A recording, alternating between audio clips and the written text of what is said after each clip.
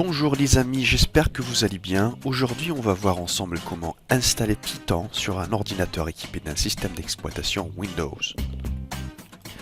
Pour commencer, on va se rendre sur Google, on tape Python Download, on clique ensuite sur le premier lien et on arrive sur le site officiel de Python.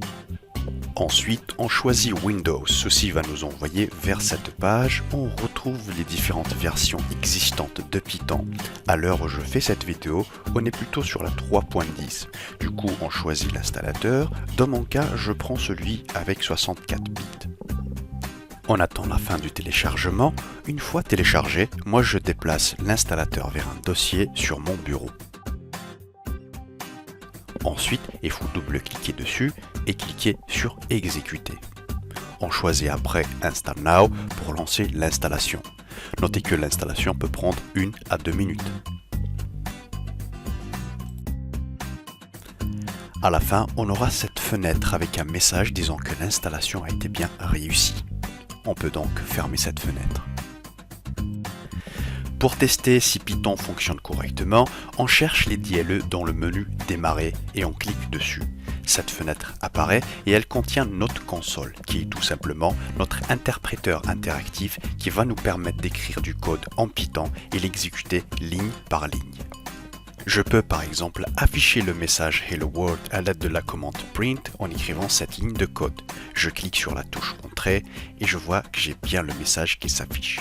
Je peux aussi demander le résultat de 2 plus 2, je clique sur Entrée et j'ai bien 4. Je peux aussi écrire plusieurs lignes de code et les sauvegarder dans un seul fichier qu'on pourra exécuter dans sa totalité. Pour cela, on fait appel à l'éditeur de texte de l'IDLE. Donc on clique sur File, puis New File pour ouvrir un nouveau fichier dans lequel nous allons pouvoir écrire nos lignes de code. Par exemple, je déclare deux variables A et B en leur affectant respectivement les deux entiers 100 et 2. Ensuite, je demande à afficher la somme de ces deux variables. Donc, on a 3 lignes de code qu'on veut exécuter. Mais tout d'abord, il faut sauvegarder ce fichier. Je crée alors dans le bureau un nouveau dossier que je nomme test. Je nomme aussi mon fichier test en faisant attention à l'extension qui doit être .py. Pour exécuter ce fichier, c'est-à-dire le code qu'il contient, on clique sur Run, puis Run Module, ou tout simplement en cliquant sur la touche F5 de notre clavier.